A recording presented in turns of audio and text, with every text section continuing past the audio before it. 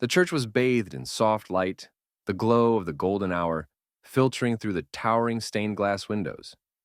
The air was thick with anticipation, a heady mix of floral perfume and the scent of roses that lined the aisle. Guests whispered among themselves, adjusting their outfits, sharing smiles as they awaited the entrance of the bride. Malik sat in the back, a small figure in a sea of well-dressed adults. His heart raced, the weight of what he was about to do pressing heavily on his chest. The 12-year-old boy wasn't supposed to be the center of attention today. It was supposed to be his father's big day, a day filled with joy and new beginnings. But Malik knew that what lay ahead wasn't a beginning. It was the end of the life his father had worked so hard to build, and Malik couldn't let that happen. Thomas Johnson, Malik's father, stood at the altar, his hands nervously clasped in front of him, adjusting his tuxedo every few seconds. His broad shoulders, usually so confident and strong, now hunched slightly under the pressure of the moment. Thomas was a man who had weathered many storms in his life. He had raised Malik alone after his wife, Malik's mother, passed away from a sudden illness 3 years ago. Since then, Thomas had been everything to Malik: a father, a protector, a guide. They had been a team, just the two of them, navigating grief and life's challenges together. Malik adored his father, admired his strength and his resilience. And it was for that reason that he knew he had to stop this wedding. Claire had come into their lives 2 years ago, and at first, everything seemed fine. She was charming, with her kind words and her warm smiles. She was everything Thomas had needed after losing his wife. Someone to fill the void, someone to bring light back into their home. Malik had tried to like her, had even wanted to believe that she could make his father happy.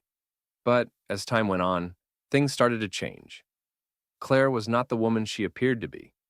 Malik had overheard arguments, late-night phone calls, and conversations that had left him uneasy. Claire would speak to Thomas with warmth, but behind his back, her true colors showed. She was cold, manipulative, and distant, especially when Thomas wasn't around. Malik had tried to ignore it, chalking it up to his own insecurities or perhaps jealousy. But then the messages came. The texts Malik accidentally saw on Claire's phone when she left it unattended. Malik had been in the living room, playing a game on his own phone, when Claire's screen lit up beside him.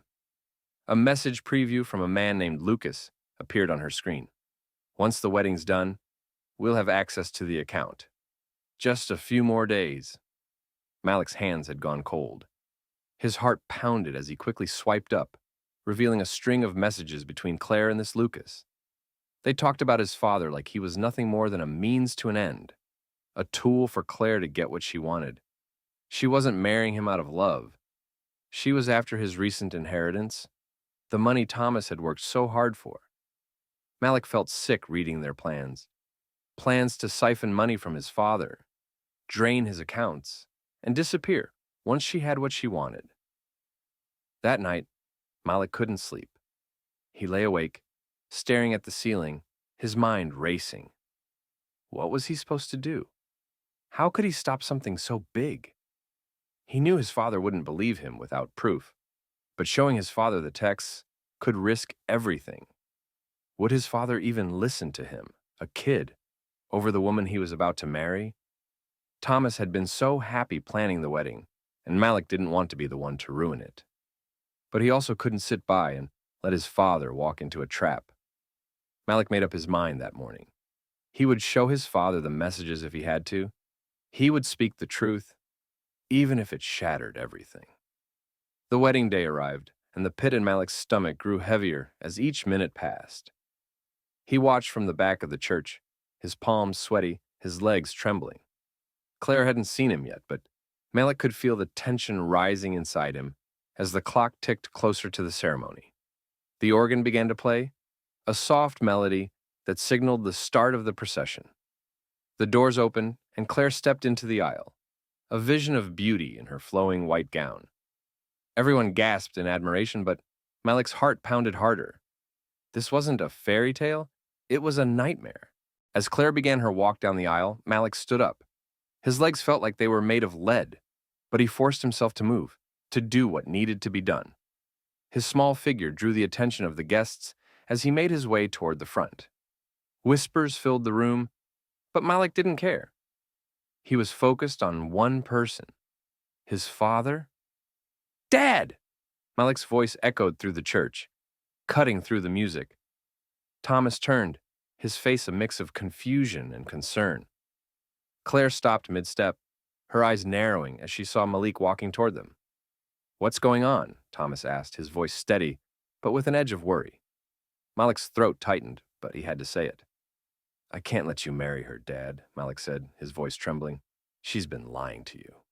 The room fell silent, a collective gasp rippling through the crowd. Claire's face twisted in shock, but Malik pressed on, his voice gaining strength.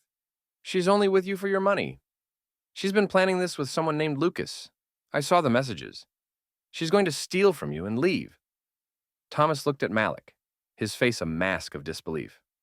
"Malik, what are you talking about?" Claire's voice, usually so soft and sweet, suddenly turned cold. "Malik, sweetheart, I know this is hard for you, but—" "No," Malik interrupted, pulling out his phone. His hands shook as he scrolled to the messages he had found, holding the screen up for his father to see. "Look at this. She's been lying to you the whole time." Thomas's eyes scanned the screen, his face slowly draining of color as the truth sank in. The betrayal hit him like a wave, crashing over him in a way he hadn't prepared for. Claire's eyes darted between Thomas and Malik, her expression shifting from surprise to fury. She had been caught, and now the mask was slipping. "You little brat," Claire hissed, her voice filled with venom. "You've ruined everything."